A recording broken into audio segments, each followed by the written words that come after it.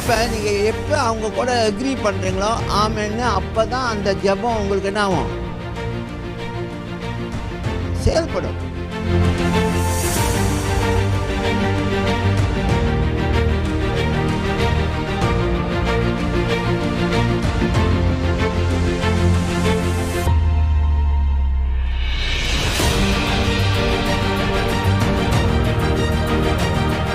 நாம் தொடர்ச்சியாக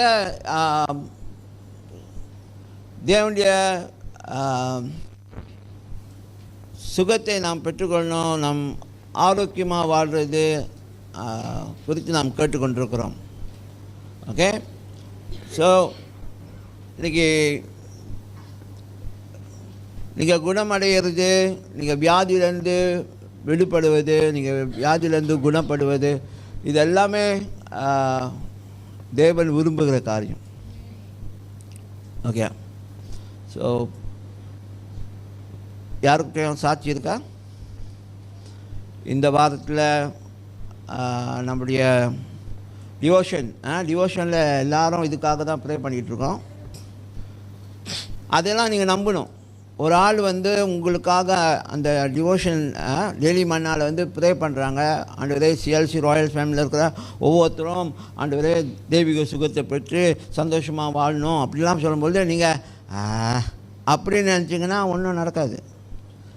இந்த டெய்லி டிவோஷன், நம்மளுடைய டெய்லி மன்னா நம்ம அது நம்ம டிவோஷன். ஓகே, நம்மளோட டிவோஷன் சும்மா ஒரு கடமைக்காக செய்கிறதுக்கு இல்லை, சும்மா ஏதோ நமக்கு நேரம் பொழுதுபோக்காக நம்ம ஜோஷுவா விடிகாலையே 2 மணிக்கு 3 மணிக்கெலாம் போடுறது வேஸ்ட்டுக்கு இல்லைங்க. சரியா? அது ஒவ்வொரு நபர்கள் ஜெபிக்கும்பொழுது நீங்கள் அதை பெற்றுக்கொள்ளணும். அந்த சுகத்தை நான் பெற்றுக்கொள்கிறேன் ஆண்டவரே. அவங்களோட சேர்ந்து எத்தனை பேர் அவங்க ப்ரே பண்ண, அந்த நபர் ப்ரே பண்ண பிறகு அவங்க ஆமேன்னு சொல்கிறாங்களே, நீங்கள் ஆமேன்னு சொல்லுவீங்க? கை பார்க்கலாமா? மற்றவங்களா? Out you mean? Hello.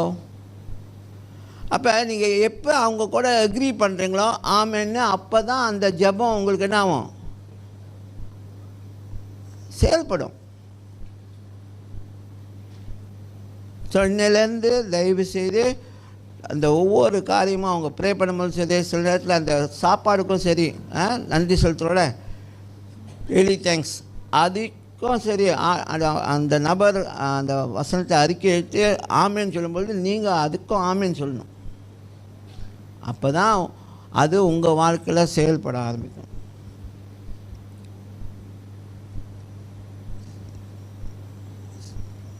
You need to get involved in it, then only you will able to receive it. நீங்கள் அதில் இன்வால்வ் ஆகலைன்னா என்ன ஆகும், அதோடைய பலனை பெற முடியாது. எல்லா காரியத்திலும் 2 இருக்குது, காஸ் அண்ட் எஃபெக்ட். ஒரு காரணம் இருக்குது, அதோடைய பலனும் இருக்குது. அப்போ நம்ம ஒரு நபர் அதை குறித்து சொல்கிறாங்களா, அதை குறித்து தெரிவிக்கிறாங்களோ, அதை குறித்து ஜெபிக்கிறாங்களோ, அவங்க சொல்லும்பொழுது ஆமேன்னு சொல்லும்பொழுது அது என்னாகும், அது இஃபெக்ட் ஆகும். அது உங்கள் வாழ்க்கையில் பாதிக்கும், நல்ல பாதிப்பை கொண்டு வரும். ஸோ இது மறந்துடும், இது எங்கேயோ நடக்கிறது தான். நீங்கள் சாப்பிடும்பொழுதும் அப்படி தான், சாப்பாடும் அப்படி தான், நீங்கள் வேலை செய்யும்போது தான், எக்ஸசைஸ் செஞ்சாலும் அதுதான். எதில் ஒரு காரியமாக இருந்தாலும் நம்ம நம்பிக்கையும் அப்படி தான், நம்முடைய எண்ணங்களும் அப்படி தான். நம்ம ஒன்று எதிர்பார்ப்போம், அது கிடைக்கும்னு நம்புறீங்க, அப்போ அது கிடைக்கும். புரியுதா? அப்போ ஒரு காஸ் அண்ட் எஃபெக்ட் இருக்குது. ஸோ அந்த மாதிரி நீங்கள் ஆர்டர்லேருந்து காரியத்தை பெற்றுக்கொள்கிறதுக்கு அது வசனமாக இருக்கட்டும், அது ஜெபமாக இருக்கட்டும், அது ஒரு அறிக்கையாக இருக்கட்டும், அப்படிப்பட்டதாக இருந்தால் நீங்கள் என்ன செய்யணும், ஆமேன்னு சொல்லி அதை வரவேற்றுக்கும்போது அது உங்கள் வாழ்க்கையில் செயல்பட ஆரம்பிக்கும். மறந்துடாதீங்க தயவு செய்து. அதனால தான் நம்ம இன்வால்வ் ஆகணும், அதுக்குள்ளே இன்வால்வ் ஆகணும். ஒரு குடும்பத்தில் ஒரு செலிப்ரேஷனில் எல்லோரும் இன்வால்வ் ஆகலைன்னா அதுக்கு பேர் என்னது, செலிப்ரேஷனே இல்லை. 2 மூஞ்சி தூக்கிட்டு போய் ரூமில் உட்காந்துருக்கோம். ஓகே, இன்னொன்று வேண்டா வெறுப்புக்கு வேலை செய்யும். இந்த மாதிரி இருக்கும்பொழுது அந்த செலிப்ரேஷனாக இருக்காது. ஆமென். ஸோ எல்லாருமே இன்வால்வ் ஆகி செயல்படும் போது தான் எல்லாமே அந்த ஜாயோட, சந்தோஷத்தோட, மகிழ்ச்சியோடு அதில் செயல்படும் போது தான் அங்கே அந்த நிறைவை பார்க்க முடியும். அதே மாதிரி தான் இன்றைக்கி நம்ம தேவன்கிட்ட சுகத்தை பெற்றுக்கொள்றதுலாம் அப்படி தான். சுகத்தை பெற்றுக்கொள்றதுலாம் அப்படி தான். நம்ம இன்வால்வ் ஆகணும்.